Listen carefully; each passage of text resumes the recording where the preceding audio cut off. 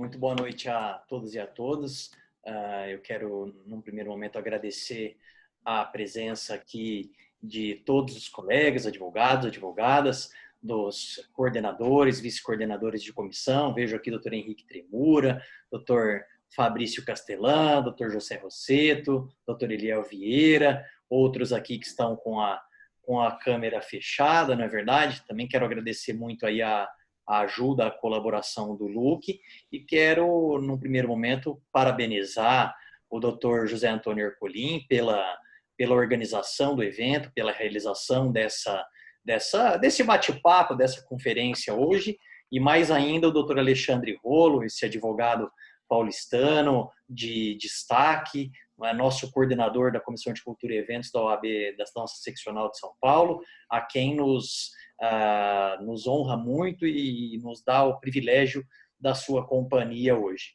Doutor Alexandre Rolo, quero lhe contar uma peculiaridade sobre o nosso colega e co-palestrante, doutor Ercolim, que o primeiro ato dele, pós a nossa eleição, não ainda quando nós tomamos posse, mas no segundo seguinte à promulgação do resultado de que a nossa chapa tinha sido a chapa vencedora das eleições, o primeiro ato dele foi me dar uma enquadrada, né, porque eu estava todo eufórico e ainda ali no cenário das urnas, e obviamente o local que demanda, não é, uma certa liturgia e organização e respeito, e eu ali um tanto eufórico, comecei a celebrar um pouco, e ele falou assim: ô rapazinho, fica na sua aí.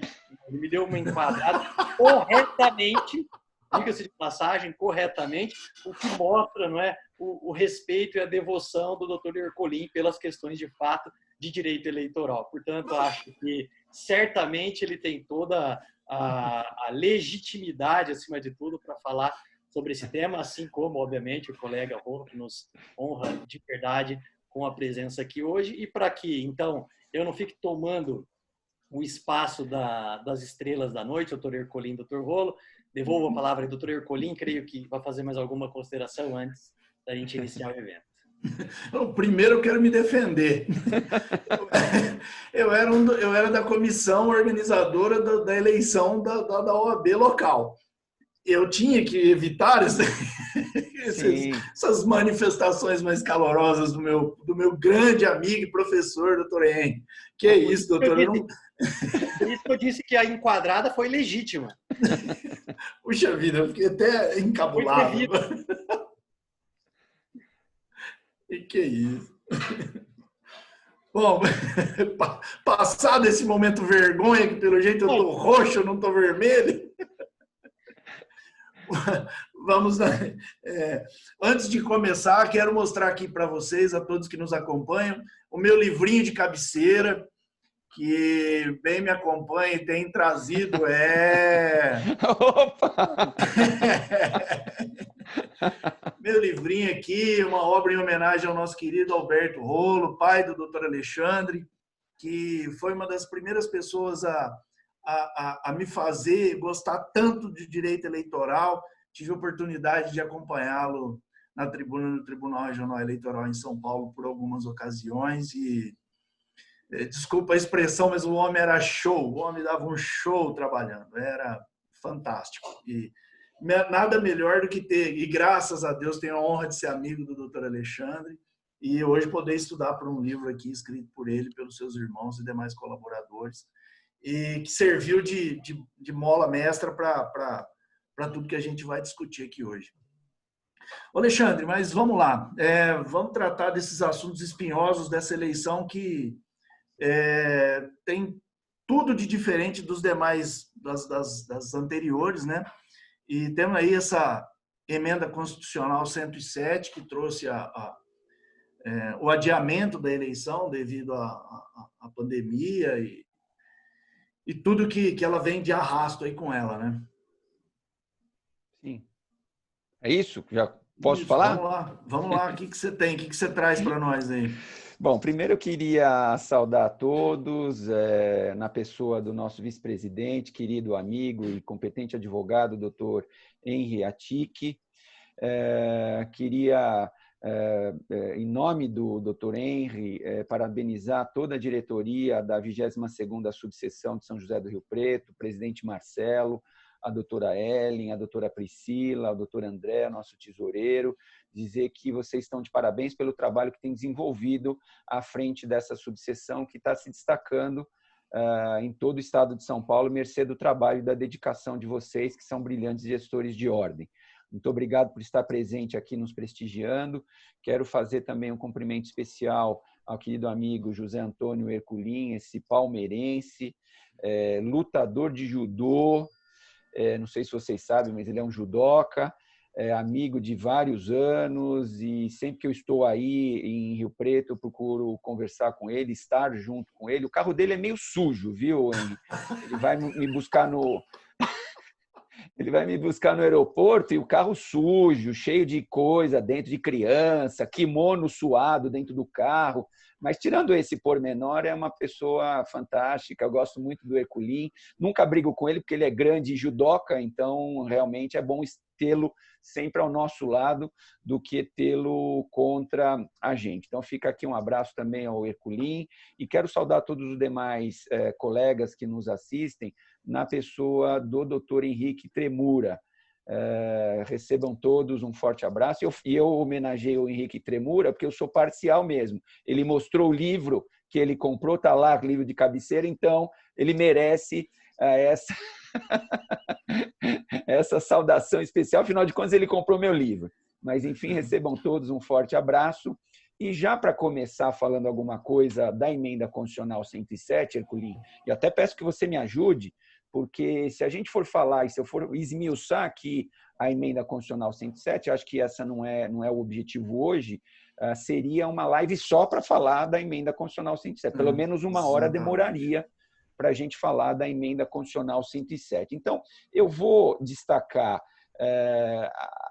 a questão das datas muito rapidamente, depois a gente vai fazendo um ping-pong a respeito dessa emenda constitucional. Então, a primeira observação é que até antes da emenda constitucional a gente tinha aquela discussão, você acompanhou, adia, não adia, vamos ter eleição esse ano, não vamos ter eleição esse ano, vai ter unificação das eleições, eleição só em 2022, prorrogação de mandato, não prorrogação de mandato, o juiz vai assumir a prefeitura, porque a eleição vai ser só em 2021, e aí não vai ter prorrogação, vai ter vacância na prefeitura, aí é o juiz que vai assumir a cadeira na prefeitura, enfim, uma série de discussões, e as discussões, então, se terminaram com a emenda constitucional 107 de 2 de julho de 2020. Essa emenda constitucional, então, adiou as eleições que, pela Constituição Federal, deveriam ser realizadas no primeiro e no último domingo de outubro, né? Primeiro turno e segundo turno. Para esse ano, isso não vai acontecer, porque essa emenda constitucional veio para adiar as eleições e agora nós vamos ter, então, eleições no dia 15 e 29 de novembro. Então, não é mais outubro, a eleição será no dia 15 de novembro, o primeiro turno, e no dia 29 de novembro, o segundo turno. E a primeira observação que eu faço a respeito desse adiamento que já aconteceu é a seguinte: o adiamento aqui das eleições brasileiras é uma jabuticaba brasileira? Foi só no Brasil que nós tivemos adiamento de eleições ou nós tivemos adiamento de eleições em outras partes do mundo? E a resposta é a seguinte: vários países espalhados pelo mundo também adiaram as eleições, portanto, não é uma jabuticaba brasileira. A Argentina era para ser no dia 29 de março, foi adiado para 27 de setembro. Mês que vem, então, vamos ter eleições na Argentina. A Austrália, de setembro de 2020, foi adiado para setembro de 2021. Então, nós tivemos um ano de adiamento. Bolívia adiou, Espanha, Etiópia, França, Índia, Indonésia, México, Paraguai, Peru, Sérvia, Tunísia, Uruguai são alguns países, exemplos de países que adiaram as eleições. Adiaram porque quiseram? Adiaram porque é legal? Não, adiaram porque era necessário por conta da pandemia para proteger a própria saúde da população. Então, nós tivemos o adiamento, e aí também uma observação importante de se fazer é que antes da emenda constitucional nós tínhamos um intervalo de 3 semanas entre o primeiro turno e o segundo turno. agora esse adiamento, essa emenda constitucional, fez com que a gente tenha agora, entre o primeiro turno e o segundo turno, apenas 14 dias. Serão exatamente 2 semanas de segundo turno, basta fazer o cálculo. 15 de novembro e 29 de novembro. 29 de novembro são 14 dias depois. Portanto, o segundo turno vai ser um tiro de 50, nem de 100 metros rasos, vai ser um tiro de 50 metros rasos. Vai ser muito rápido. Os candidatos que forem para o segundo turno vão ter apenas 2 semanas para fazerem campanha nesse segundo turno. Então, essa é uma observação importante. E para passar a palavra para o Herculin, para ele fazer também alguma observação a respeito da emenda constitucional, Herculin, eu te peço licença para usar mais 2 minutinhos e dizer, Claro. então, o que mais que nós tivemos de adiamento na emenda? Então, por exemplo, apresentador de rádio e de televisão teria que se afastar dia 30 de junho, agora 11 de agosto. As convenções foram adiadas, de 31 de agosto até 16 de setembro serão realizadas as convenções, então também adiou lá para frente. Registro de candidatura era até 15 de agosto, agora 26 de setembro. Propaganda eleitoral começaria dia 16 de agosto, agora foi jogado o início para o dia 27 de setembro. Prestação de contas parcial jogou para frente, prestação de contas final também jogou para frente. 15 de dezembro serão as prestações de contas finais. Enfim, esse é primeiras considerações que eu faria a respeito da emenda constitucional 107. Tem outros artigos, tem outras coisas importantes, mas eu te devolvo a palavra, Herculin, para você me ajudar aí a fazer esses rápidos comentários a respeito da emenda constitucional. Eu tenho, pela questão das questões práticas que vêm aparecendo, né, Alexandre, principalmente que envolvem a questão da desincompatibilização, que como houve esse arrasto dos prazos, né, como adiou a eleição, adiaram esses prazos, eles vêm de arrasto aí, né, isso causou uma série de discussões aí, de dúvidas, principalmente com relação à desincompatibilização. Inclusive, numa delas, acho que até nós tivemos a oportunidade de conversar sobre isso com relação ao prazo de teoricamente, o prazo de 4 meses estaria reaberto, porque haveria esse lapso temporal, embora a emenda constitucional ela é clara em dizer que esse prazo está prescrito, né? Mas muitos foram os questionamentos, muitas foram as teorias que apareceram, a teoria da preservação do pleito eleitoral, que ele tem que ser maior do que qualquer outra discussão, enfim. As convenções também, né, que os partidos acabaram ganhando um tempo aí, embora eu entenda que eles não estejam aproveitando disso da forma correta, porque o pessoal acabou ficando mais tranquilo e aí agora está uma correria atrás de abertura de conta e tudo mais. Mas a questão sanitária aí é muito importante, né? Até pegando o gancho desse... Confesso que eu não sabia que do adiamento tinha alcançado esse número imenso de países aí, mas a preocupação sanitária, a preocupação com a saúde é em primeiro lugar, né? Agora, o que eu venho notando, e eu acredito que vai ser uma pedreira aí, com relação às convenções, né, Alexandre? Que essa alteração para as convenções virtuais, o TSE até já soltou aí uma cartilha para isso, e vejo que isso aí vai ser uma dificuldade imensa, principalmente para cidades menores, né? Porque nem todos têm alcance a uma internet de qualidade, nem todos os municípios têm todos os envolvidos nessa festa democrática vão conseguir ter o alcance necessário para que isso seja desenvolvido de uma forma a contento, como o tribunal espera. E outra questão aí que é muito, muito importante, que sempre é muito espinhosa, é com relação às prestações de contas, né?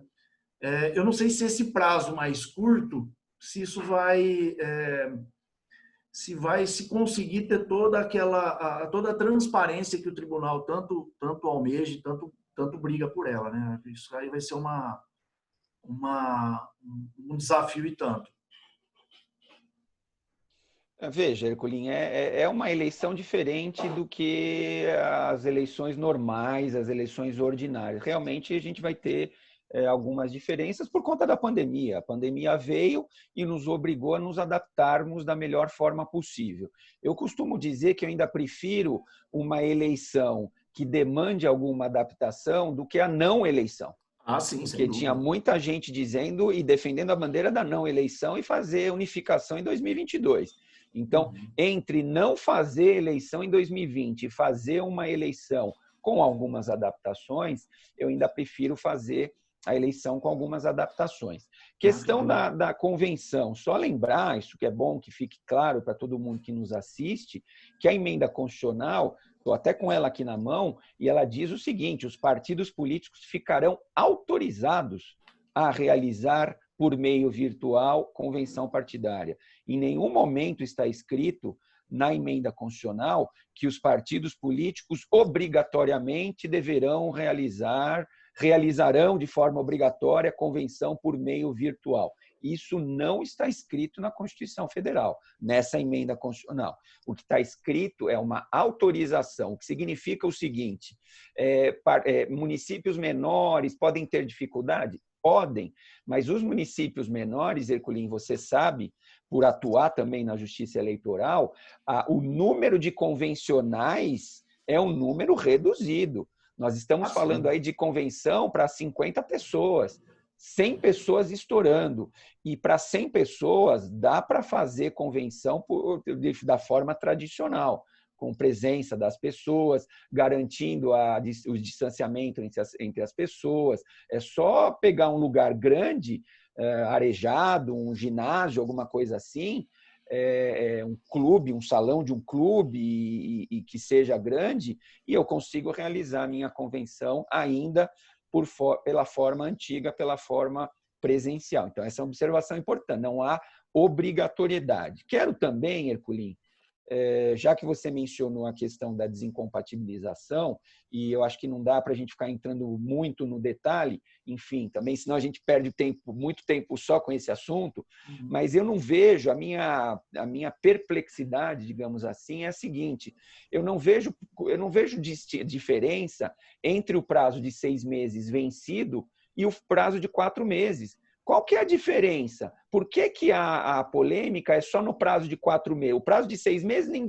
não tem polêmica. Ninguém questionou, O prazo de 3 meses também não, porque não estava vencido. Então, o prazo de 3 meses é 15 de agosto, 3 meses antes do dia 15 de novembro. O que está dando polêmica, eu concordo com você que realmente está dando polêmica, é esse prazo de 4 meses. Aí a minha pergunta é: qual é a diferença do prazo de 4 meses para o prazo de 6 meses? Porque o prazo de 4 meses venceu no começo de junho, e 4 meses antes de outubro.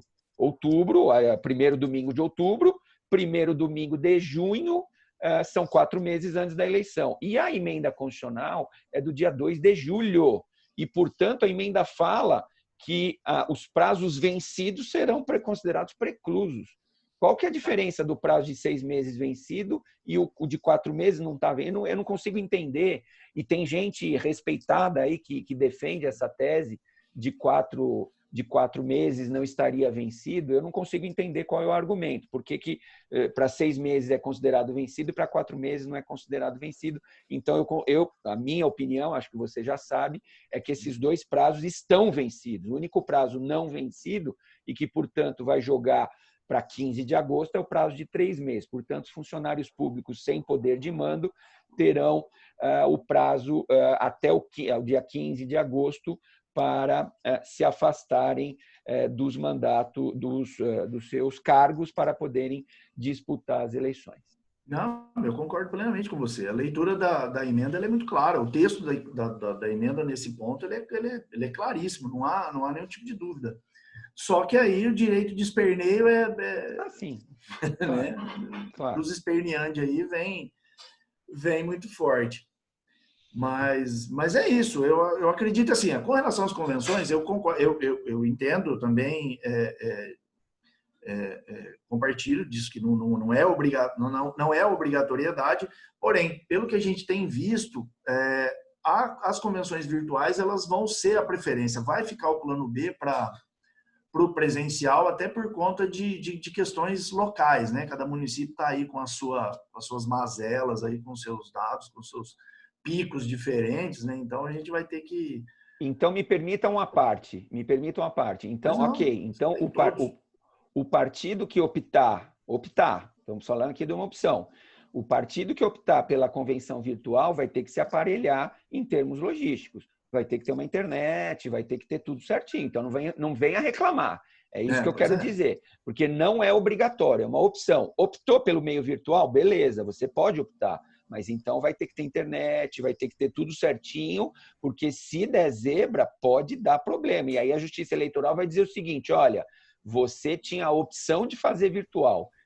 Escolheu essa opção, tinha que se virar para fazer uma convenção correta, transparente, com internet rápida, com gravação do conteúdo que seja da convenção através da internet. O que eu quero deixar claro é o seguinte, não, na minha opinião, claro, não poderá o partido optar pela convenção virtual e depois dizer para a Justiça Eleitoral, olha, não deu certo, porque a internet não funcionou, e aí o computador, e acabou a luz, e olha que coisa. A Justiça Eleitoral vai falar, se vira, não dá, não pode, dançou, e não vai poder lançar candidato. Então, isso é bom que fique claro isso para quem nos assiste. Se optar pela internet, pela convenção virtual, cuide para ter no break, cuide para ter um gerador, cuide para ter uma internet que funcione, porque nós não estamos falando de brincadeira, nós estamos falando de um ato solene importantíssimo,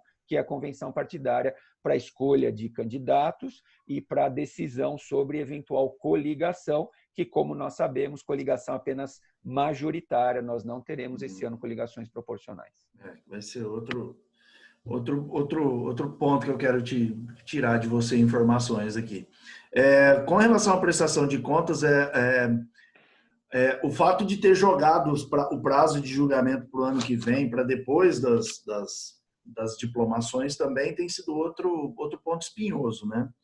A gente vem ouvindo bastante coisa aí, mas eu não acredito que vá trazer tantos prejuízos assim para as discussões e até porque os prazos foram arrastados juntos, né? Então não há grandes consequências, né? O que você pensa a respeito? Concordo com você e eu sou um crítico a essa pressa, e aí eu não estou nem falando da pandemia, eu estou falando, por exemplo, da eleição de 2018, eu estou falando, por exemplo, da eleição de 2016. Os eleitos, Herculin, você sabe disso que você acompanha, existe um prazo que a Justiça Eleitoral tem que julgar entre a eleição e a diplomação, tem que estar, todas as contas dos candidatos eleitos têm que estar julgadas, sob pena de não ter a diplomação. E aí fica a Justiça Eleitoral numa pressa, todo mundo com pressa, não consegue resolver direito. Eu peguei caso, por exemplo, em 2018, que caiu, eu tinha que juntar um documento e caiu no feriado da Consciência Negra, que, se não me engano, é 20 de novembro. O que aconteceu? 20 de novembro de 2019. Já tinha sido a eleição tinha terminado em outubro, né? O calendário normal, e o TRE, então, tinha esse prazo aí para julgar rápido os eleitos, porque a diplomação seria no dia 18, por aí, de dezembro. E caiu um prazo meu, que era, eu tinha que juntar o documento, e o prazo era, o feriado, Dia da Consciência Negra, era na terça-feira.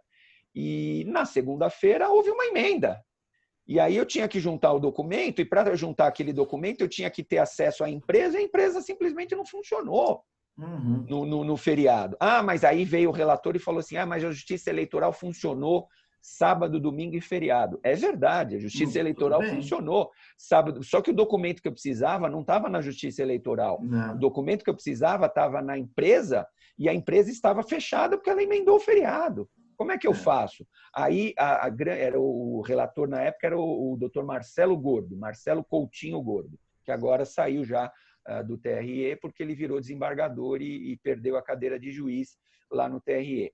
E aí o que aconteceu? O Dr. Marcelo Gordo, ele questionou se o prazo... perdeu o prazo, ok, mas você cumpriu esse prazo no primeiro dia útil, eu também não tinha conseguido cumprir no primeiro dia útil. Eu demorei... E para encurtar, por conta, então, de 2 dias, não foi aceito aquele documento, e era um documento que explicava a diligência. A diligência era, faltou o documento da rebimboca da parafuseta. Eu juntei o documento.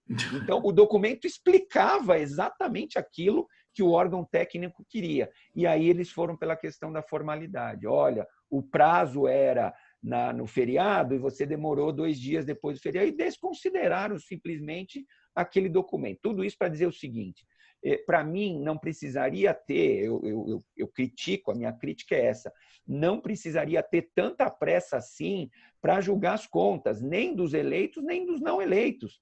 Sim. Afinal de contas, você sabe também que a prestação de contas dos não eleitos, elas estão sendo julgadas ainda hoje. Eu tenho cliente que não tiveram as contas julgadas ainda. Que não julgou ainda. Não. E eu estou falando literalmente, hoje é quarta, não foi hoje, foi terça, foi ontem. Terça. Ontem teve sessão do TRE e o TRE estava julgando contas de candidato a deputado estadual federal de 2018. Até hoje estão julgando. Você falou, acabou de falar, você tem cliente que até agora não julgou. A minha pergunta é a seguinte: tudo bem, para eleito não precisava demorar tanto também, não pode demorar tanto, mas não precisava ser tão rápido, assim, até a data da diplomação, poderia ir um pouquinho para frente, e a gente poderia jogar um prazo, por exemplo, de impugnação do 30A, se a questão é essa, empurra o prazo do 30A para frente também, quer dizer, não tem que ter tanta pressa, esse é o meu ponto de vista. Eu entendo, porque a Justiça Eleitoral ela já não tem esse aparelhamento todo para fazer esse julgamento nessa correria toda. Aí vira essa correria e vira a bagunça acaba aumentando. Então seria mais fácil dar meios para se brigar isso através, né? Vou usar o teu exemplo aí do 30A, seria muito mais fácil que isso fosse feito lá, aparelhar melhor nessa fase do que agora, né? Do que essa briga. E outra, já que se preza tanto pela transparência, que existem todos esses prazos de 72 horas para você demonstrar todas as suas movimentações e tudo mais, com isso você consegue trazer deixar isso mais às claras e saber onde está errado, onde está certo, para que a coisa possa funcionar melhor, né? E te digo mais, hein, que ninguém nos ouça aqui, a gente sabe que a eventual rejeição de contas de campanha não gera a impossibilidade de diplomação, nada disso. Então, a minha pergunta é, por que tem que julgar as contas até a diplomação? E eu dou um outro exemplo. Vamos imaginar que a pessoa tenha contas rejeitadas. Vou dar um exemplo concreto. A senadora Mara Gabrilli. Eu fui advogado da senadora Mara Gabrilli em 2018. A senadora Mara Gabrilli, quando foi diplomada, as contas delas estavam rejeitadas. O Tribunal Regional Eleitoral rejeitou as contas da senadora Mara Gabrilli e, mesmo assim, ela foi diplomada. E todos aqueles. O que eu estou querendo dizer com isso? Que rejeição de contas não impede a diplomação. Se rejeição de contas não impede a diplomação, por que tanta pressa? E só para concluir o raciocínio, para não expor a senadora Mara Gabrilli, recorremos da decisão do TRE para o Tribunal Superior Eleitoral e a decisão do Tribunal Superior Eleitoral foi de aprovação das contas da senadora Mara Gabrilli, já com trânsito em julgado. Então, hoje, a senadora Mara Gabrilli tem contas aprovadas pela Justiça Eleitoral com trânsito em julgado. Mas naquela ocasião, lá atrás, em 2018, quando ela foi diplomada, ela estava com contas sub judice, ok, mas rejeitadas, e mesmo assim foi diplomada. Então, por que tanta pressa? Mesmo as contas rejeitadas não impedem a diplomação. Isso. Bom, esse é o eixo principal da coisa. Mas, já que a ideia insisto, da transparência é para que você consiga flagrar eventuais ilícitos durante o pleito, qual é o problema de essas situações não serem levadas a julgamento ou serem objeto de representação, independentemente das contas. Independentemente do julgamento das contas, né? Como um todo, vamos por assim dizer. Exato, exato. É mais fácil aparelhar de outro lado. E digo mais, é um preciosismo tão grande com prazo, e eu costumo dizer o seguinte, e é assim, nós somos colegas aqui, todo mundo advogado vai concordar com o que eu estou falando, a prestação de contas não é um processo de jurisdição contenciosa, não tem autor contra réu. O autor move uma ação contra o réu. Então, você tem duas partes. Você tem o autor e o réu litigando, você tem que dar tratamento isonômico para o autor e para o réu. Aqui, na prestação de contas, não tem um autor e um réu. É um processo, é um procedimento de jurisdição voluntária. Sim. Então, qual é o problema de eu juntar, por exemplo, um documento que esclarece, documento oficial, que esclarece a dúvida do órgão técnico, ainda que eu perca o prazo por 2 dias? E nesse caso que eu estou falando, eu perdi o prazo porque a empresa fechou, tinha feriado, e aí no dia seguinte eu também não consegui contato, e aí o documento chegou só 2 dias depois do retorno do feriado. Então fica um preciosismo, inclusive com prazo, precluiu. Espera um pouquinho, o que a gente quer não é a transparência. Então pega esse documento, é uma nota fiscal, pega esse documento, analisa, vê se está de acordo, se não está de acordo. Não vou nem olhar porque perdeu o prazo. Aí passa a ser um preciosismo, eu acho que não é para isso que serve um processo de prestação de contas. É claro que quando eu falo em perda de prazo, eu estou falando não uma perda de prazo de 1 mês, 2 meses de perda de prazo. Eu estou falando primeiro de um prazo impróprio e eu estou falando de perda de prazo por 2, 3 dias. O que isso faz diferença em um processo de jurisdição voluntária?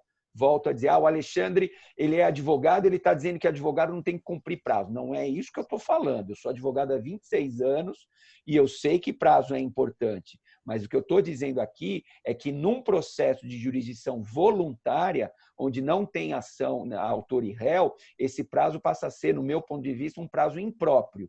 Portanto, se eu perdi o prazo por conta de 2 dias, daria muito bem para a Justiça Eleitoral relevar e examinar o documento e dizer se aquele documento sana aquele apontamento ou não. É uma questão de razoabilidade, né? Eu vejo com bons olhos o fato de ter sido judicializado. Veja bem, concordo com você, jurisdição voluntária.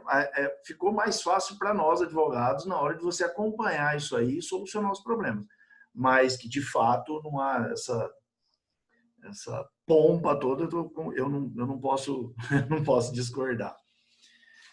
Alexandre, queria dar sequência aqui, nós temos várias coisas aqui, tem um monte de coisas que eu gostaria de ver com você, acho que novidades que não foram, que ainda não valeram para as eleições municipais, né, que elas vêm, já não são tão novas, porque foram aplicadas em 2018, né, mas que ainda são novas, são novidades para a eleição municipal, que vem aí na emenda constitucional 97, com o fim das coligações, né, a cláusula de desempenho e tudo mais aí. Gostaria de erguer a bola aí para a gente entrar nesse assunto com você. Tá, você quer começar falando o quê? Ou você tem alguma outra consideração para fazer com relação à emenda 107? Olha, como você disse, a gente vai ficar aqui... Eu faria uma última observação em relação à emenda 107, porque senão realmente a gente fica só nela e não fala dos outros assuntos. Mas que eu achei muito interessante, que é o seguinte, olha que interessante o que fala aqui um dos artigos da emenda, né? Os atos de propaganda eleitoral não poderão ser limitados pela legislação municipal ou pela Justiça Eleitoral, salvo se a decisão estiver fundamentada em prévio parecer técnico emitido por autoridade sanitária estadual ou nacional. O que significa o seguinte, por que eu peço atenção para esse dispositivo? Muito importante, porque a tendência é que o prefeito candidato à reeleição, ele queira o mínimo de campanha possível. Então, ele poderia, prefeito que tem a caneta na mão, dizer o seguinte, nossa, aqui no município a pandemia está muito complicada, portanto, não vai poder fazer campanha eleitoral, não vai poder ter propaganda nenhuma, hein? Porque senão vai contaminar todo mundo. O prefeito não tem esse poder e a própria Justiça Eleitoral também não. De repente, um juiz um pouquinho mais preguiçoso, digamos assim, ele poderia também pensar a mesma coisa. Vou limitar aqui a propaganda, a campanha, e assim eu tenho menos trabalho também para eu resolver aqui na minha zona eleitoral. Nem o juiz eleitoral, nem a legislação municipal poderão, então, limitar a propaganda eleitoral, a menos, salvo ser, né, diz a emenda constitucional, salvo se estiver fundamentada em prévio parecer emitido por autoridade sanitária estadual ou nacional. Então, também não adianta a autoridade sanitária municipal. Porque a autoridade sanitária municipal está subordinada ao prefeito. Então, o prefeito poderia encomendar um parecer sanitário lá da autoridade municipal. Não pode. Então, ou estadual ou nacional, aí sim poderia o prefeito pensar em alguma coisa para limitar a campanha eleitoral naquele determinado município. Eu tinha até pego esse gancho aqui nas minhas colinhas a respeito da questão quando a gente entrasse no assunto de propaganda, de campanha eleitoral propriamente dita, porque a gente, pelo menos aqui, né, o que eu te disse, os municípios menores já vêm com esses questionamentos. Bom, eu não vou poder fazer comício, como vai ficar a questão dos comícios, como vai ficar a questão de carreata, passeata. Então, todo mundo muito preocupado com a questão da aglomeração, só que tem isso, né? Olha, por enquanto está tudo liberado, porque você não tem, você precisa ter uma determinação que venha, ou pelo menos de um órgão sanitário federal aí que dê uma segurada nisso, porque a gente não sabe direito como vai poder fazer isso, né? A regra é não poder aglomerar, mas... Podemos avançar já nesse assunto, já que a gente entrou nele, vamos avançar. Então, eu tenho o mesmo tipo de pergunta é feita para mim, Herculin, assim como é feita para você, e a resposta que eu dou é a seguinte: hoje a situação é o que está na lei. E o que está na lei é que pode comício, pode carreata, pode passeata, pode caminhada, pode tudo isso. Agora, o que eu tenho falado, então, essa é a nossa situação atual. Se vai ter alguma coisa diferente disso ou não, insisto, vai depender de um parecer de uma autoridade sanitária estadual ou nacional. Se tiver isso, aí a gente vai pensar e vai ver o que vai acontecer em cada caso concreto. Duvido que tenha. Nacional não vai ter, isso eu posso dizer, porque nós temos um presidente da República que não acredita na pandemia. Ele acha que e aqui eu não vou entrar muito nisso, porque eu sei que de repente tem algum simpatizante, mas, enfim, o governo federal não acredita muito na pandemia, ele acha que é gripezinha. Então, dificilmente vai ter uma autoridade sanitária nacional dando um parecer nesse sentido. Então, a gente cai na mão do Dória. Governo do Estado de São Paulo teria que ter um parecer de uma autoridade sanitária estadual.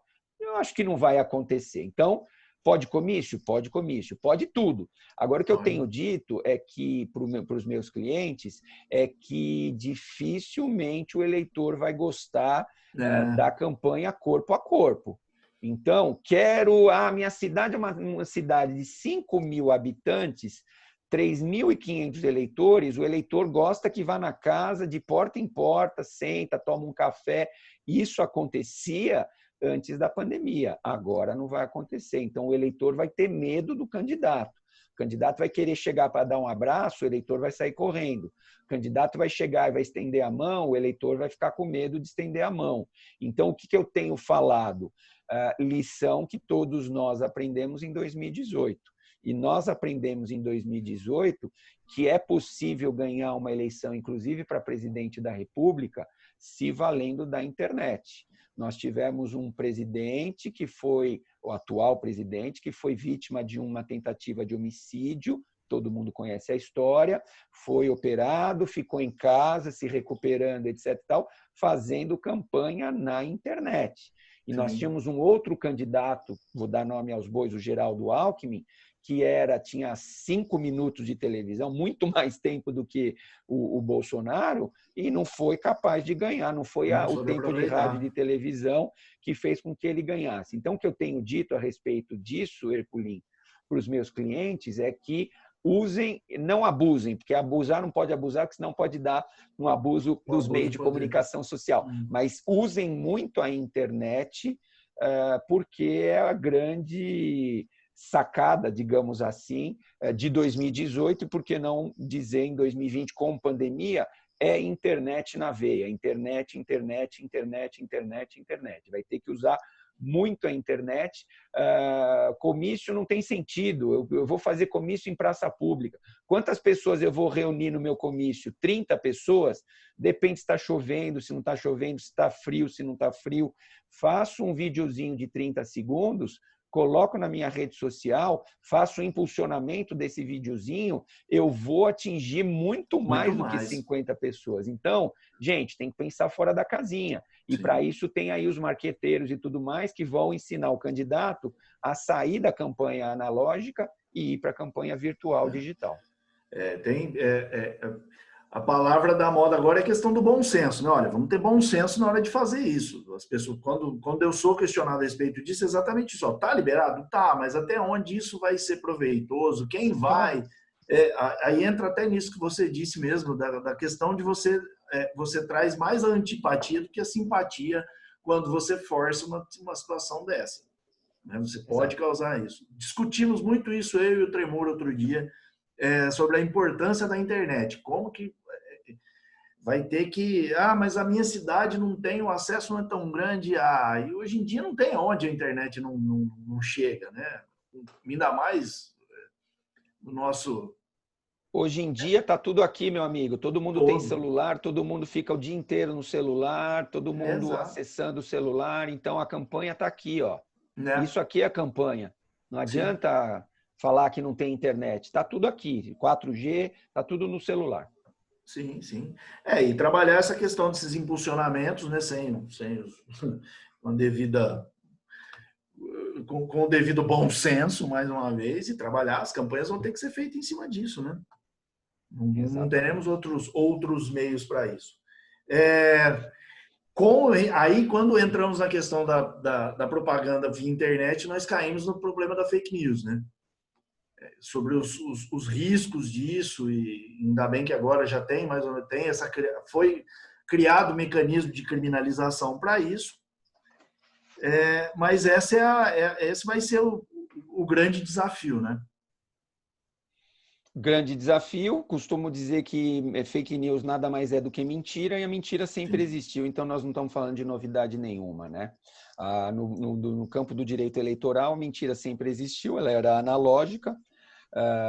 Como é que era a mentira no passado? Eu vivenciei isso muitas eleições. O pessoal saía à noite de madrugada jogando panfletinho criminoso para cima com conteúdo de fake news. E a gente tinha que entrar com ação de busca e apreensão e tentar, então, buscar e apreender aquele material criminoso com conteúdo de mentira, de desinformação, de fake news. Então, não estamos diante de nenhuma novidade. A novidade, entre aspas, isso já aconteceu em eleições anteriores e vai voltar a acontecer, é que, então, entre aspas, a novidade é a forma de divulgação das fake news. As fake news no passado eram divulgadas de forma analógica, física, panfletinho. Agora a mentira será, e já está sendo, né, veiculada de forma digital através da internet, com um grande poder de influência por conta do grande poder de penetração que tem a internet. Vocês sabem como é que funciona, né?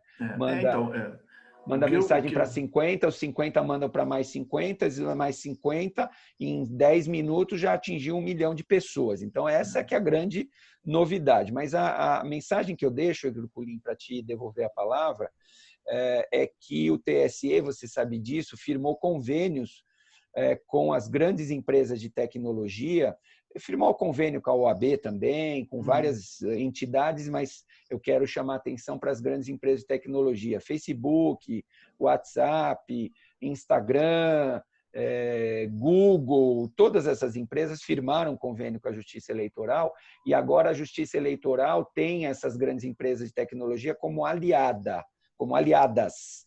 Então, quem divulgar, difundir fake news, vai ter pela frente uma justiça eleitoral ao lado das grandes empresas de tecnologia. Então, as próprias empresas de tecnologia ajudarão a justiça eleitoral a desvendar o IP do computador, quem é que fez, quem é que não fez, ou seja, os mecanismos de controle e de combate às fake news estão muito melhores esse ano por conta desses convênios da justiça eleitoral com as grandes empresas de tecnologia. Então, quem praticar esse crime vai ser descoberto e vai responder por crime eleitoral com a ajuda das grandes empresas de tecnologia.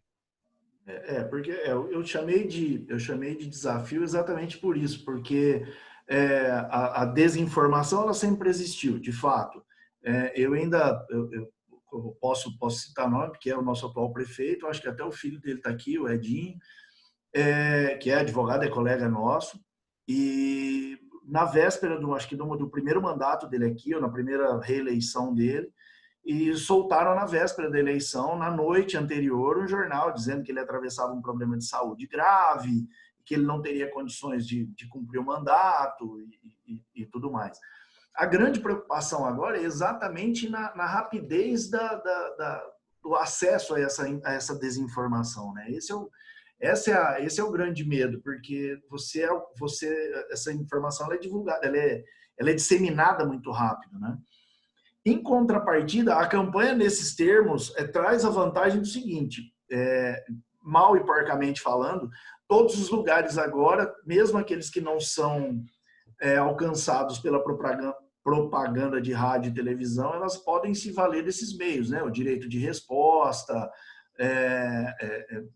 para tirar do ar uma informação mentirosa. Então, mesmo as cidades pequenas, mesmo as menores campanhas, vão ter que se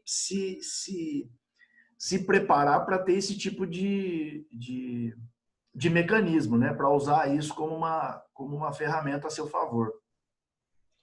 E eu costumo dizer também o seguinte, que a desinformação ela se combate com a informação. Sim. Então, as campanhas vão ter que estar aparelhadas a terem um time de internet, de comunicação, que vão combater a desinformação com a informação. Então, nesse exemplo que você deu, Herculin, o prefeito fulano está com a saúde muito comprometida, não sei o quê, isso vai viralizar. Como é que eu combato isso? Com a informação. Então, a minha equipe, o meu time vai falar, olha, é fake news, não é nada disso, o prefeito está bem, está aqui o vídeo dele, grava um vídeo e também joga na internet. O que eu acho, e tenho falado isso também, é que o candidato ele não vai poder achar que o advogado vai conseguir resolver todos os problemas em termos de internet. Não. Nenhum advogado. Porque a partir do momento que divulgou e dois repassou, você não consegue mais... Você pode excluir o conteúdo, por exemplo, é um vídeo que está lá no YouTube. Dá para excluir esse vídeo? Dá. É só pegar o URL e tal, se o juiz determinar, vai excluir aquele conteúdo. Agora, por exemplo, mensagem de WhatsApp, depois que divulgou, e 50 divulgou para mais 50, para mais 100, para mais... Meu amigo, não tem como correr atrás, é como tiro de revólver. Depois que você deu o tiro, não dá para correr atrás da bala para colocar a bala de volta no revólver. Então, como é que as nossas campanhas vão ter que fazer dos nossos clientes? Vão ter que ter uma equipe de comunicação de internet boa que vão combater a desinformação com a informação. Então, começou a vazar divulgar que o prefeito está quase morrendo, porque a saúde dele e tal, grava um videozinho com o prefeito dizendo, olha, é mentira, estou aqui gravando, hoje é dia tal, mais uma fake news dos nossos adversários e divulga também no WhatsApp. Esta é a arma, fogo contra fogo. Desinformação se combate com a informação. Nesse sentido que eu digo que toda e qualquer campanha, por menor que seja, vai ter que ter um aparelhamento muito bom nesse sentido da divulgação de informações, né? Porque por mais que a gente vá conseguir direito de resposta e tirar do ar isso ou aquilo, você não vai conseguir travar tudo. Exato. Sem dúvida. Exato. Sem dúvida. Aproveitando o gancho já do assunto de propaganda e tudo mais, nós hoje estamos no meio de um período de pré-campanha que acabou tendo sendo alongado, esticado devido a esse adiamento. O mantra de sempre, né? O que pode na campanha, pode na pré-campanha. O que não pode na pré-campanha, ou o que não pode na campanha, não pode na pré-campanha. A gente tem visto muito, e é o que eu mais tento puxar a orelha dos clientes e deixar o mais atento possível, é a questão de como elas são da linha tênue entre a pré-campanha e a propaganda antecipada, né? Que gera alguns problemas aí, às vezes você queima a largada antes mesmo de ter seu nome escolhido numa convenção. Em relação à pré-campanha, eu costumo dizer também que são 3 coisinhas que não podem, né? Na pré-campanha pode quase tudo. Uhum. O que não pode, primeiro, pedido explícito de voto. Está escrito na lei expressamente que eu não posso ter pedido explícito de voto. Segundo, aquilo que você acabou de falar, eu não posso fazer na pré-campanha aquilo que também é proibido na campanha. Então, se é proibido na campanha comprar tempo de rádio e de televisão para fazer campanha no rádio e na televisão, eu não posso também comprar tempo de rádio e televisão na pré-campanha. Se é proibido na campanha, também é proibido na pré-campanha. E a terceira coisinha que eu não posso fazer na pré-campanha é gastar demais. Gastar muito dinheiro na pré-campanha, porque na pré-campanha não tem prestação de contas, na pré-campanha não tem contabilização desses gastos. E aí vem a pergunta, o que é gastar muito? Depende aí, não tem uma fórmula matemática, não tem uma tabela, vai depender de cada município, de cada candidatura. Tem gente, eu até tenho falado isso também, tem gente que fala de 10% a 20% do teto de gastos da campanha. Então, se a campanha, o teto de gastos é 100 mil, no máximo 20 mil na pré-campanha, estourando, se puder ser menos, melhor, para não correr o risco do abuso do poder econômico. A ex-senadora, conhecida como Moro de Saia, foi caçada. Selma, acho, né, senador? Eu acho que o nome é Selma. Foi caçada pelo TSE por abuso de poder econômico na pré-campanha. O que ela fez na pré-campanha? Teve gastos milionários na pré-campanha. E aí o TSE entendeu que houve abuso do poder econômico e cassou o mandato de uma senadora da República. Nós não estamos falando de um mandato de vereadorzinho de município de 2 mil habitantes, pequenininho, que foi eleito com 50 votos. Nós estamos falando de um mandato de senadora da República, de uma juíza aposentada, chamada de Sérgio Moro de Saia, que foi cassada por abuso de poder econômico justamente porque gastou muito na pré-campanha. Então, são as 3 coisinhas que não pode. Gastar muito, não pode fazer aquilo que não pode na campanha, também não pode fazer na pré-campanha, e não pode o pedido explícito de voto. Fora isso, pode quase tudo. Tem uma fórmula matemática aí para dizer o que pode? É difícil, vai depender de caso concreto. Agora, o que eu também digo para os meus clientes em relação à pré-campanha é que tem coisa que dá para arriscar, tem coisa que não dá para arriscar. Não dá para arriscar, por exemplo, a prática de conduta vedada, porque a prática de conduta vedada pode gerar cassação do registro da candidatura. Então, com isso, não dá para brincar. Sim. Agora, não dá para arriscar. Agora, eventualmente, na pré-campanha, daria para arriscar. Por quê?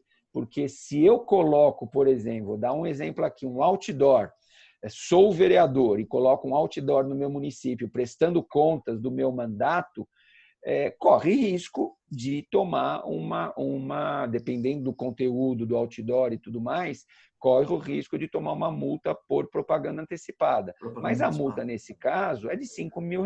Então, ninguém gosta de pagar R$5 mil, mas pelo menos não é cassação do registro da candidatura. Então, tem coisa que dá para arriscar, tem coisa que não dá para arriscar. Se é um cliente meu que me pergunta, Alexandre, posso colocar outdoor em Rio Preto? Sou o vereador, posso colocar? Eu vou falar, vereador, você vai correr o risco, o seu risco é de R$5 mil. Você vai calcular o risco, né? Você quer correr o risco ou não quer correr o risco? Eu não vou garantir para ele certeza do sucesso. Pode fazer que está tudo beleza, eu garanto. Eu não vou falar isso, eu vou falar que vai correr risco.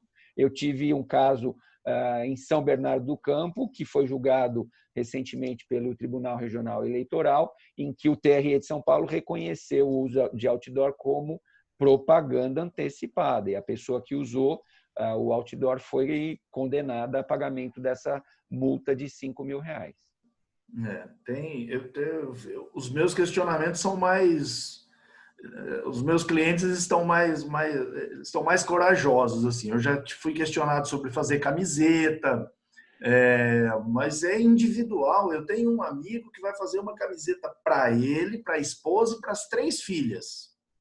Bom, então não é uma, são 5, né? Pois eu vou pôr bandeira na minha casa. Um amigo quer fazer uma bandeira. Olha, gente, vamos pautar sempre pelo mantra do que pode e o que não pode, porque senão a gente vai virar bagunça. E eu me pego muito, eu acho que é o grande calcanhar de Aquiles da situação toda aí, sem dúvida, é o limite de gasto.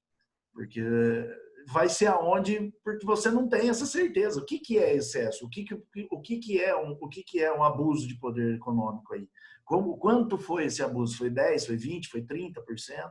Eu tenho passado alguns clientes até uns 30%, acho que a gente consegue arriscar, consegue brigar. Mais do que isso, até confesso que isso eu aprendi com você, né? Vamos pelo esse bom senso aí dos 20%, 30% para que a gente consiga trabalhar isso sem muitos riscos. E já falando em limite de gasto, vamos entrar nessa questão aí da questão do financiamento, né, Alexandre? Porque no meio de uma pandemia, já também pegando um gancho de um raciocínio seu aí, no meio de uma pandemia, onde o pessoal não está dando conta de pagar a conta de energia de casa, como é que vai ficar a questão dos financiamentos, né? Você está dando spoiler, hein? Ninguém mandou, eu sou seu... Desculpa a expressão, ninguém mandou ser seu puxa-saco e ficar te seguindo por aí, né? Você está dando spoiler. O que eu tenho falado a respeito de financiamento é que é um assunto que me preocupa, porque são 4 as fontes lícitas de financiamento de campanhas eleitorais: fundo eleitoral, fundo partidário, doação de pessoas físicas e autofinanciamento, né? Fundo eleitoral e fundo partidário não necessariamente vai chegar em todos os candidatos de todos os municípios. Então, nem todo mundo vai poder contar com essas 2 primeiras fontes de financiamento, que são o fundo eleitoral e o fundo partidário. Então, exclui. Doação de pessoa física, o spoiler que você deu, que é o que eu falo. As pessoas não estão tendo dinheiro para pagar, nós estamos falando de um momento de pandemia. Em 2018, doação de pessoa física já foi pífia.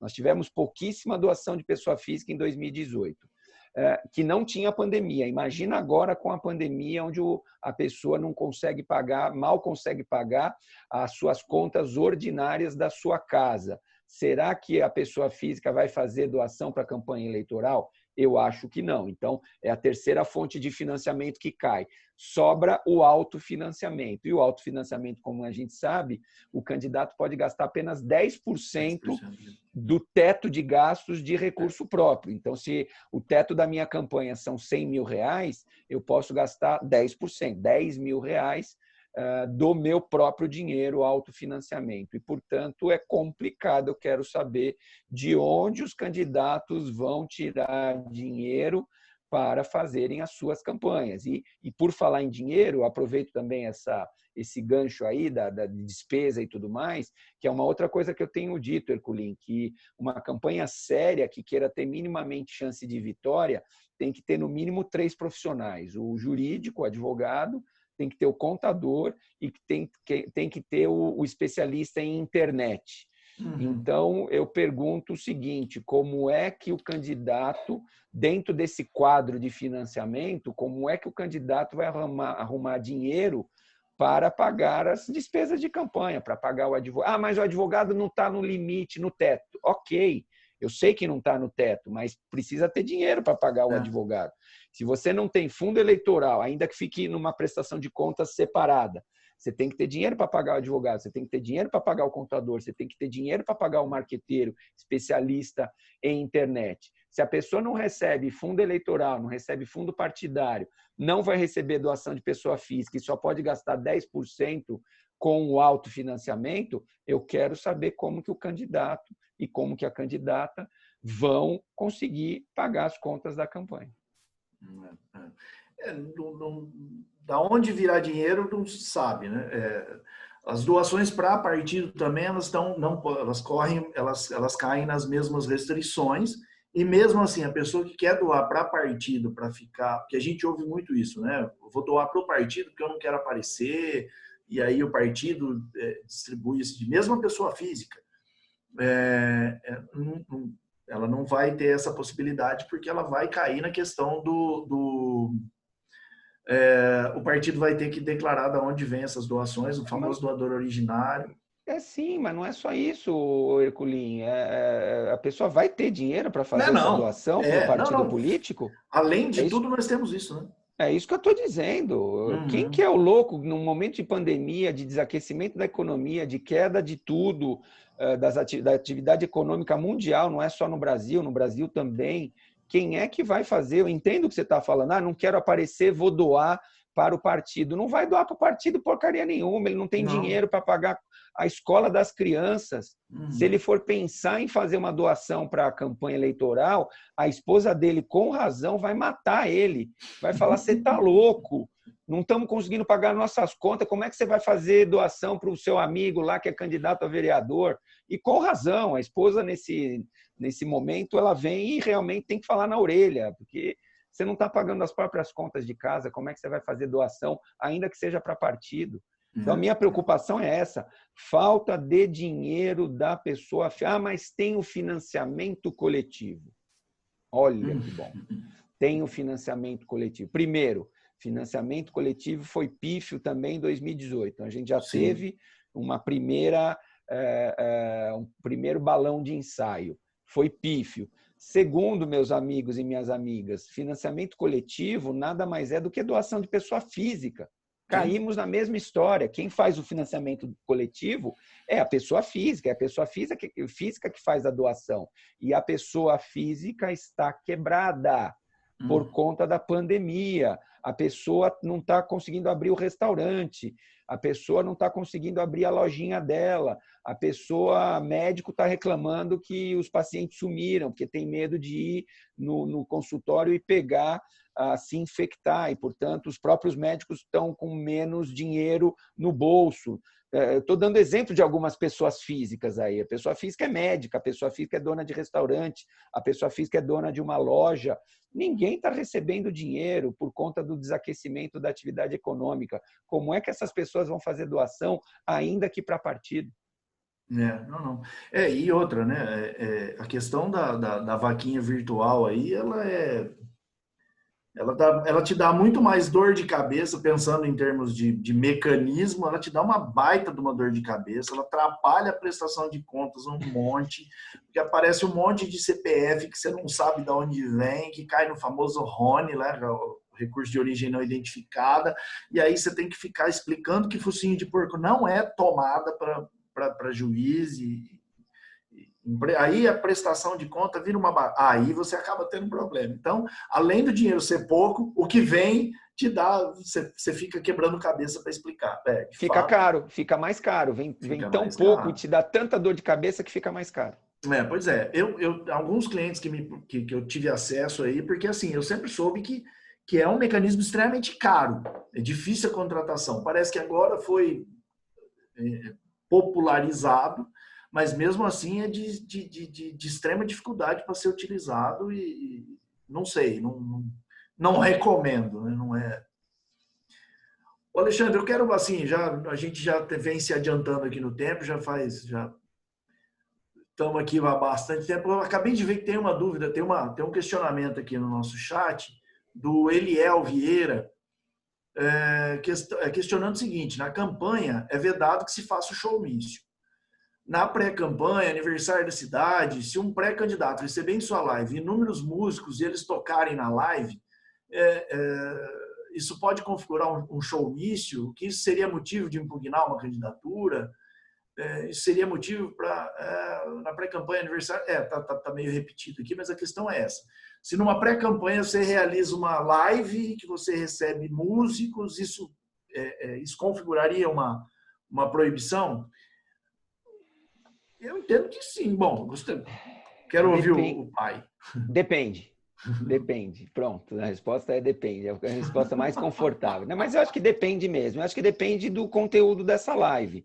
Se for realmente uma live de pré-candidato e a pessoa falando que é pré-candidata e tal, a gente cai no showmício e aí cai naquilo que eu falei. Aquilo que é proibido na campanha também é proibido na pré-campanha. Então, se o showmício é proibido na campanha, também é proibido na pré-campanha. Agora, se a pessoa fizer uma live sem se identificar como pré-candidato, sem falar nada, absolutamente nada de campanha, de eleição, de pré-campanha, de nada, e fizer a live musical, aí é uma live musical que a pessoa está fazendo enquanto cidadã que ela tem o direito de fazer, mas aí não tem nenhuma conotação político-eleitoral. A partir do momento que tem essa conotação, que a pessoa se identifica como pré-candidato, aí eu acho que é showmício, e se não pode showmício durante a campanha, também não pode showmício durante a pré-campanha. E além da campanha antecipada aí, né, de uma forma proibida de campanha, de propaganda aí, você cai também na questão do abuso, né? Mais uma vez você tem a campanha antecipada, você tem o abuso do poder, porque isso custou, isso deve ter um custo, né? Então você tem uma série de situações aí que eu não recomendaria. Alexandre, a gente meio que seguiu uma ordem contrária aqui do que era a minha ideia, mas que bacana, acho que a gente conseguiu discorrer sobre quase tudo aqui. Só faltou a gente falar do grande assunto para essa campanha, né? Que é o fim das coligações aí, né? Que veio com a emenda 97. Da proibição das coligações, do número de candidatos e tudo mais. Então, só lembrando que nós vamos ter em cada município do Brasil 2 eleições, uma eleição majoritária e uma eleição proporcional.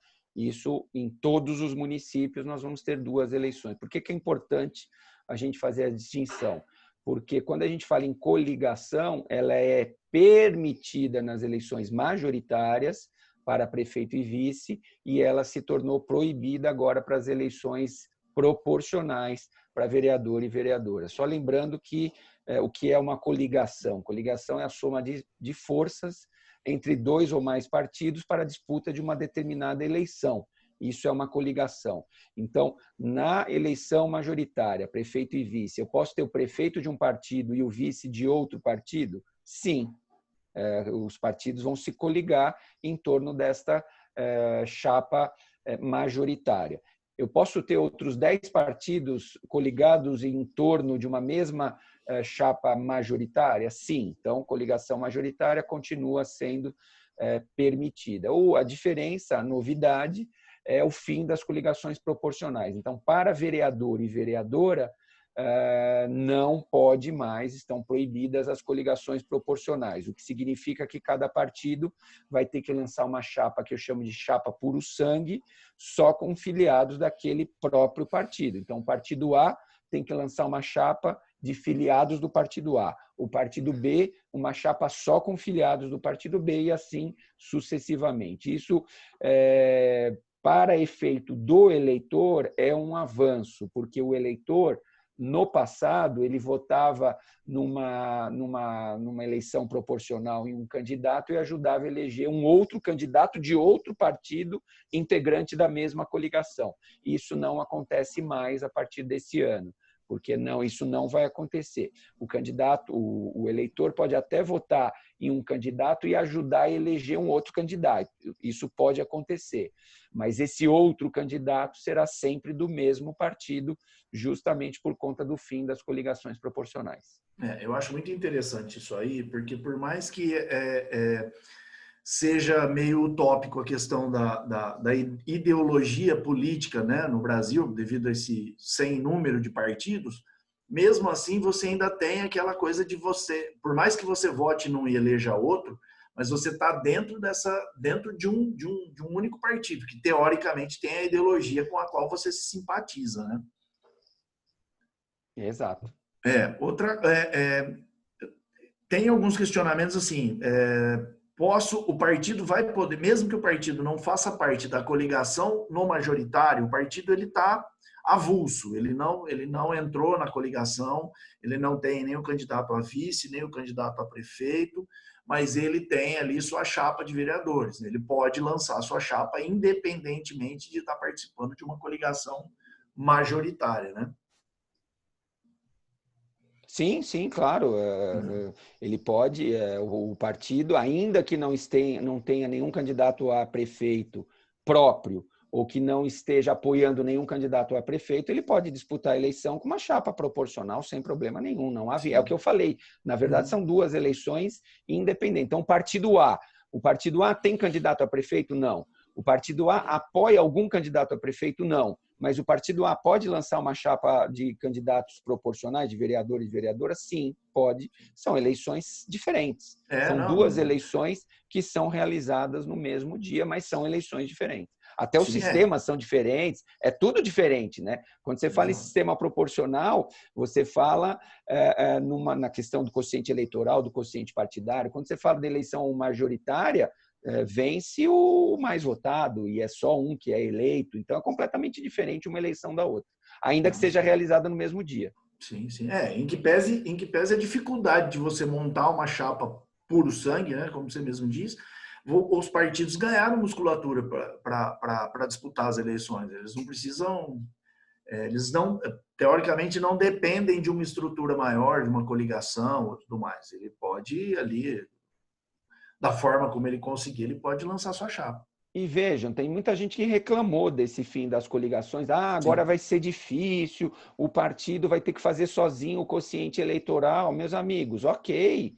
Os partidos que corram atrás e que se fortaleçam no município e que façam sozinho. E digo mais, essa é uma dificuldade que atinge a todos, porque não vai ter partido que vai poder coligar e o outro partido não vai poder coligar. Nenhum vai poder coligar. Sim. Então, se nós estamos falando de algum tipo de dificuldade, essa dificuldade é igual para todos. E aí, que bom, o partido que se fortaleça e que conquiste o eleitor e que pegue um pré-candidato bom, vários pré-candidatos bons, vai atrás de gente que é líder comunitário, vai atrás daquela mulher que é líder também e traga para ela ser sua candidata quando lançar a chapa. Então, é uma lição de casa que o partido tem que fazer. O partido tem que ir atrás dos valores lá do município, de pessoas no município. Agora não dá mais tempo, até uma coisa que você falou, era um trabalho que o partido tinha que fazer primeiro de filiação. Olha, vamos filiar aqui 6 meses antes das eleições, isso já passou. Então, até abril era o prazo da filiação partidária, um prazo que já passou e que não reabre mais. Então, era uma lição de casa que o partido tinha que fazer. Ir atrás dos líderes naquela determinada comunidade, dos líderes, e convidar para serem filiados ao partido e serem candidatos a vereador, poder de convencimento e o fortalecimento do próprio partido. Agora, se o partido não fez a lição de casa, meu amigo, o que eu insisto é o seguinte: se é verdade que ficou mais difícil para todo mundo, não foi só para o partido A, nem para o partido B, foi para todos os partidos, porque nenhum partido poderá coligar.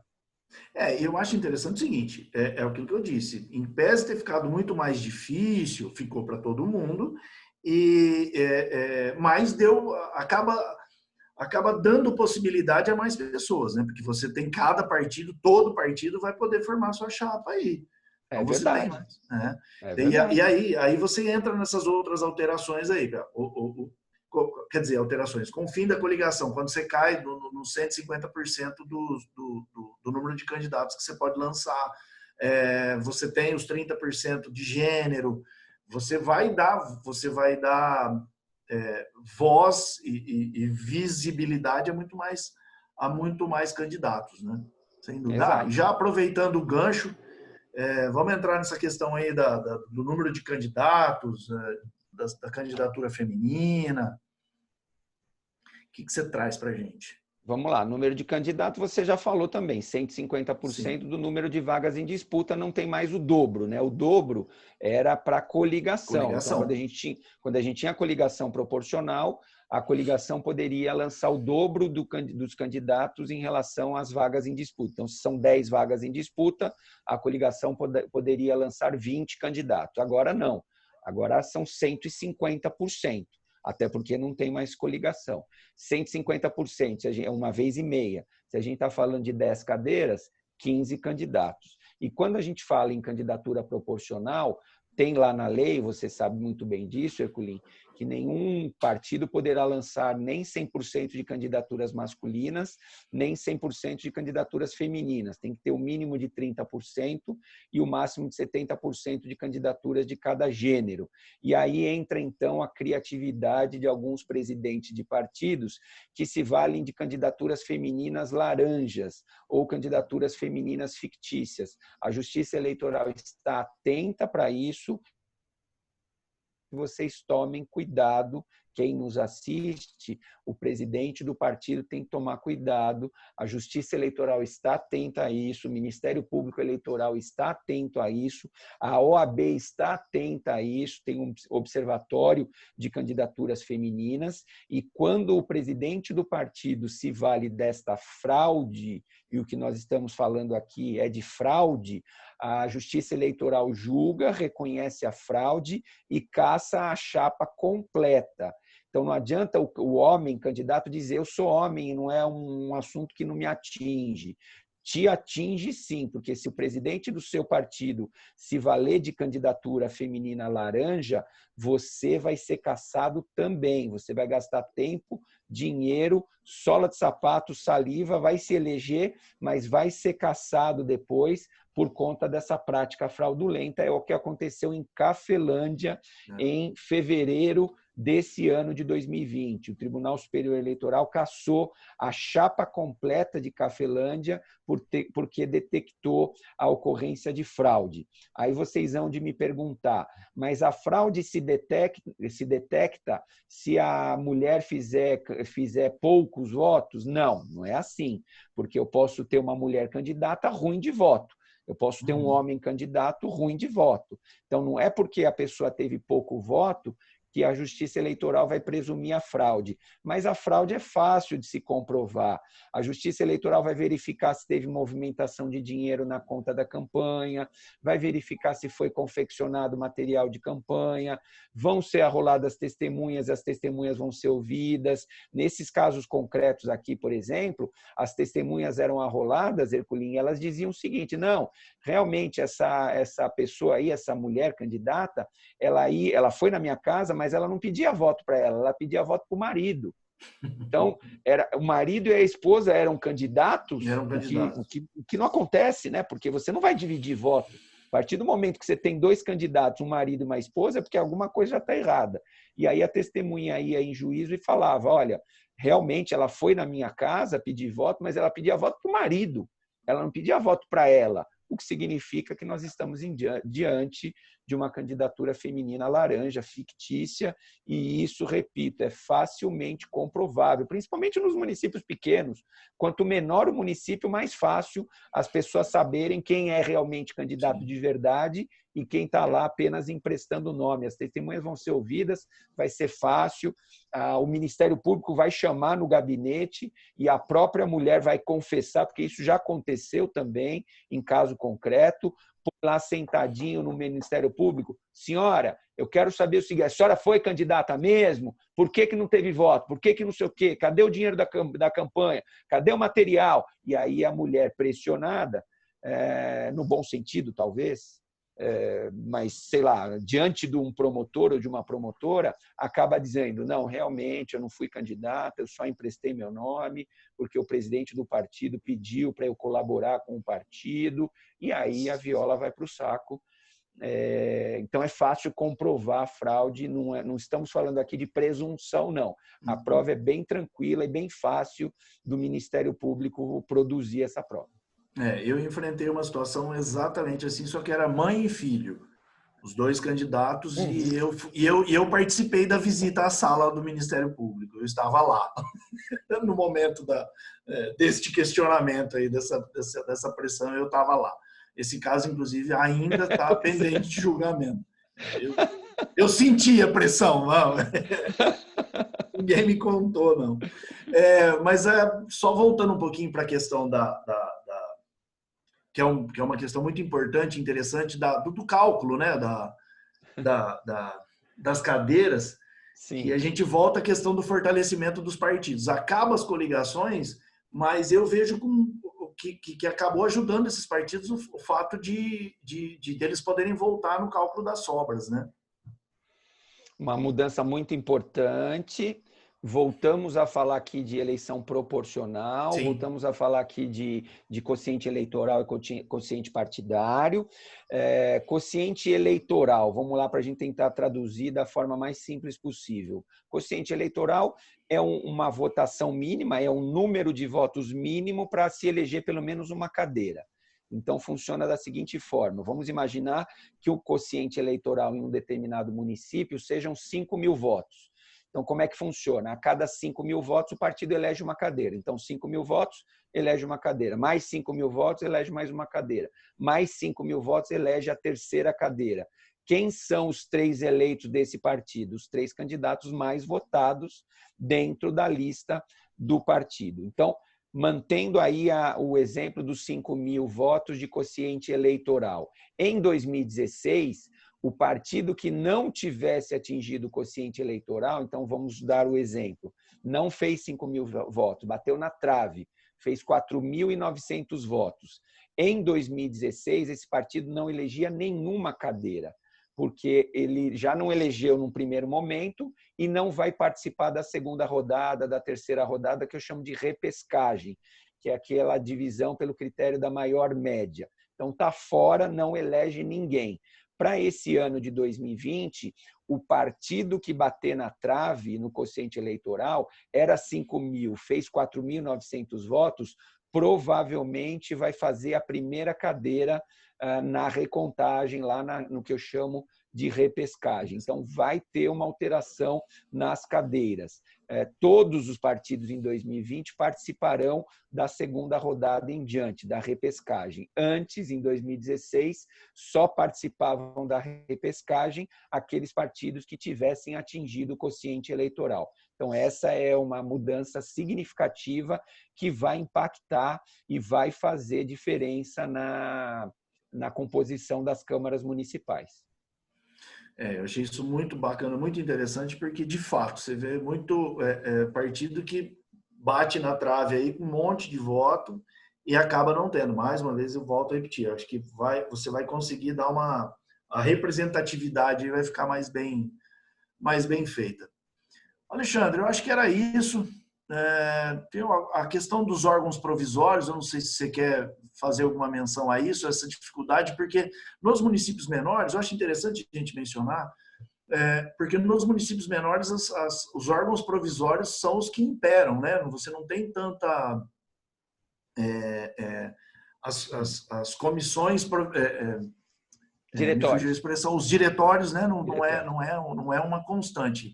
Normalmente são só órgãos provisórios. E essa questão está muito frágil, né? Muito fragilizada. Como é que vai ficar no final das contas? Então, é uma preocupação que eu tenho tido também com isso. Por quê? Porque a resolução do TSE, o TSE tem uma resolução que fala... Primeiro, antes de falar da resolução do TSE, tem 2 possibilidades. O partido pode se organizar como diretório, e o diretório é eleito, então nós estamos falando de democracia intrapartidária, e o partido pode se organizar através de comissão provisória. A comissão provisória não é eleita, ela é nomeada pelo cacique do partido. Se a comissão provisória falar amém para o cacique do partido, está tudo bom. Se a comissão provisória não seguir as diretrizes do cacique, ela é dissolvida. Então, essa é a diferença, é disso que nós estamos tratando. Partido com democracia intrapartidária e partido sem democracia interna, ok? Pois bem, as comissões provisórias, por conta da falta de democracia interna, elas deveriam ser exceção. elas deveriam existir a comissão provisória até que fosse realizada a eleição interna. É para isso que serve a comissão provisória. Olha, enquanto não realiza a eleição, fica aí com uma provisória. Por isso que é o nome comissão provisória. Teria que ter esse caráter da provisoriedade. O que aconteceu é que os partidos gostaram das comissões provisórias, do caciquismo, e transformaram as comissões provisórias em permanentes. Então, hoje em dia, as comissões provisórias têm 10 anos, têm 15 anos, têm 5 anos, então tem um caráter mais de definitividade do que de provisoriedade. Muito bem. O TSE se deu conta disso, começou a combater a falta de democracia interna nos partidos políticos, baixou uma resolução dizendo que as comissões provisórias terão prazo de validade de 180 dias. Então, tem uma resolução fixando o prazo de validade das comissões provisórias em 180 dias. Mas, após isso, veio a lei dos partidos políticos, e tem lá um artigo específico desta lei dos partidos políticos que fixou o prazo de validade das comissões provisórias em 8 anos. Então, nós temos, de um lado, uma resolução do TSE falando em 180 dias, de outro lado, uma lei federal falando em 8 anos. Mas isso poderia ser fácil.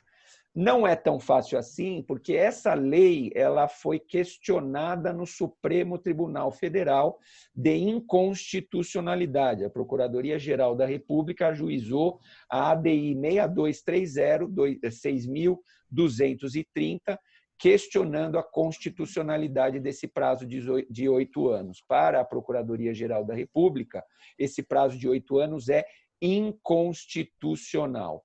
Então, o que eu tenho orientado os meus clientes e os partidos dos meus clientes? Trabalhem com diretórios, façam a convenção e elejam o diretório agora, se for o caso, antes tarde do que nunca, porque se o seu partido no município estiver constituído como comissão provisória há mais de 180 dias, corre o risco de ser impugnado. Eu não sei o resultado da impugnação, não estou adiantando aqui, mas corre o risco de ser impugnado, e os argumentos para a impugnação estão na ADI 6230. É só entrar no site do Supremo, vou lá na ADI 6230, tem todo o argumento lá, e eu meio que recorto e colo, copio e coloco na minha impugnação. Copio entre aspas, né, para não ter um plágio aí, eu coloco entre aspas, mas os argumentos estão todos lá, e eu vou impugnar, então, aquela comissão provisória, porque aquela comissão provisória no município está constituída há 2 anos, 3 anos, 5 anos. Se for mais de 8 anos, pior ainda, que aí nem a lei vai salvar essa comissão provisória. Então, é um alerta que eu tenho dado para os meus clientes. Essa é questão espinhosa, porque, de fato, a falta de democracia intrapartidária dificulta muito, principalmente em cidades pequenas, né? As cidades menores, isso é um flagelo, mas acredito que isso vai ser um grande problema para essas eleições, porque ninguém tá se atentando para isso. Olha, Herculinho, eu vou te dizer o que aconteceu hoje. Eu não sei se eu falei, acho que já falei, né? Eu tive uma reunião hoje em Campinas, com um cliente, um potencial cliente. Aliás, já é, porque ele já fechou. Ele é candidato a prefeito em Campinas, e uma das primeiras perguntas que eu fiz para ele foi o seguinte: qual é o seu partido? O meu partido é o X. O seu partido está como comissão provisória ou como diretório? Doutor, nosso partido aqui é certinho. O nosso partido tem diretório. Eu falei, que beleza, então você pode impugnar os seus adversários. Já foi a primeira dica que eu dei para ele.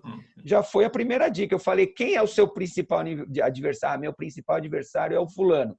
Dá uma olhadinha no partido do seu principal adversário, vê se é comissão provisória, e está pronta já a impugnação, já entra com a impugnação. Já dei essa dica para esse meu cliente de Campinas. Qual é o resultado, Herculin? Qual é o resultado dessa impugnação? Eu não sei, mas que tem argumentos bons para colocar na impugnação, tem.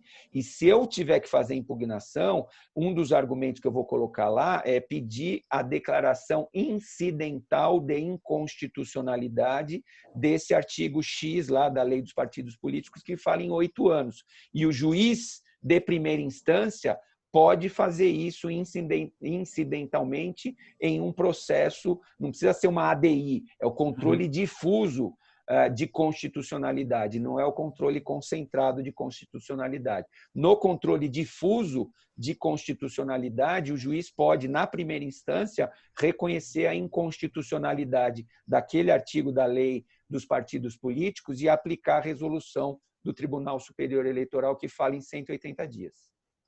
Perfeito. Alexandre, era isso que eu acho que a gente tinha para discutir aqui hoje. Quero te agradecer de coração por esse tempo aqui que você dispensou para a gente. É sempre muito bom discutir eleitoral com você. Eu sempre aprendo, cada dia sou seu aluno, já fui seu aluno de pós-graduação e continuo sendo seu aluno aí da vida diária do eleitoral. E vice-versa. Nossa, que isso, imagina, quem sou eu? For fazer propaganda, olha, pessoal, os interessados na área, o livro aqui, ó, Eleições, o que mudou, do Alexandre, junto com o Arthur, com o Alberto, e mais uma galera de peso aqui. O livro é excelente, meu livrinho de cabeceira para esse ano. Tá muito mais do que bem recomendado, viu, gente?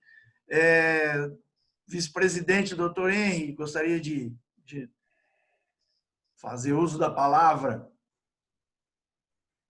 Claro, doutor Ercolim, só peço aí que me dê a oportunidade de parabenizar tanto a você, meu querido amigo Ercolim, pela organização do evento, não é? Pela sua participação também, por suas falas, e o nosso querido amigo, doutor Alexandre Rolo, advogado de escola, nosso coordenador da Comissão de Cultura e Eventos da nossa seccional da Ordem dos Advogados do Brasil, que deu aqui um panorama geral extremamente ilustrativo, pedagógico e didático, né, das questões aí de direito eleitoral. Eu, como um estudioso aí também no direito constitucional, que são áreas que muitas vezes se intersectam, ouvi aqui com muita atenção e tenho certeza que todos que aqui participaram, assim como eu, aprenderam muito nessa noite. Portanto, só tenho aí também a parabenizar o doutor Alexandre e agradecer muito novamente por ter aceitado esse convite e fazer aqui uma referência à nossa conversa inicial, ainda antes de começarmos aqui o evento, de que tão logo seja possível, venha nos visitar presencialmente aqui na nossa 22ª subseção. Em nome do nosso presidente Marcelo Henrique, assim como toda a nossa diretoria, doutora Ellen, doutora Priscila, doutor André, eu quero agradecer demais e desejar uma ótima noite a todos. Ercolim, não sei se você tem mais alguma colocação, então não vou encerrar, deixo aí a você que faça o encerramento formal. Muito obrigado. Quero dar a palavra ao Alexandre aí para suas considerações finais, caso queira. Eu quero, na verdade, nas considerações finais, agradecer, simplesmente um agradecimento pela honra de poder estar aqui com vocês. Quero, mais uma vez, tecer aqui elogios à gestão da 22ª subseção de São José do Rio Preto, do presidente Marcelo Henrique, do Henry, da Ellen, da Priscila, do André, que, já falei e repito, tem feito uma gestão maravilhosa à frente da subseção de São José do Rio Preto, tem se destacado ao longo do estado de São Paulo, mercê do trabalho que esses grandes gestores de ordem têm feito. Quero agradecer também o palmeirense José Antônio Ercolim, meu querido amigo, que deve estar aflito para ir assistir o jogo, a final do Campeonato Paulista. Dizer que foi uma satisfação, infelizmente, está aqui o livrinho também, ó, fazer aqui a propaganda. Infelizmente, eu não pude estar presente aí com vocês, tivemos que fazer o evento de forma virtual, queria estar aí junto com vocês para tomar um chopinho e comer uma pizza, mas eu tenho certeza que oportunidades não faltarão. E, Henry, eu já fico de antemão estou me convidando para voltar aí assim que a pandemia permitir, para a gente poder tomar então aquele chopinho junto. Muito obrigado pela oportunidade que os amigos me deram. Maravilha, maravilha. O convite para você, Alexandre, ele é eterno. Quando você quiser, as portas aqui estão abertas a você. E peço você, como bom santista, e consequentemente anticorintiano, dá uma força pro meu time que ele está precisando hoje, viu? Ô, doutor Alexandre Rolo, então fico feliz aqui, porque você ficou falando de futebol que eu fiquei me remoendo, porque eu sou São Paulino. Mas então nós dois estamos na mesma situação, né? Então nos solidarizamos. Meu Deus do céu, não, a minha situação é muito pior que a sua. Eu nem técnico tenho mais, meu time está simplesmente acabado. Quem passar na frente da Vila Belmiro, eles vão colocar em campo para jogar. Tá difícil. Esse ano é ano de rebaixamento, viu? Não, isso funcionou em Mirassol, viu? Pegou o pessoal lá e deu sorte. Atiraram o time do nosso amigo, hein? Eu ia dizer isso. Enquanto a gente paga 2,5 milhões somando só Daniel Alves e Alexandre Pato, os caras fizeram um catadão aqui na cidade do lado e passaram São Paulo no Morumbi. Verdade. É isso aí. Bom, gente, ó, mais uma vez agradecer a todos aí, a paciência de todos que nos acompanharam. Obrigado mais uma vez, Alexandre. E desejo uma boa noite a todos e até o próximo evento aí. Tchau, pessoal.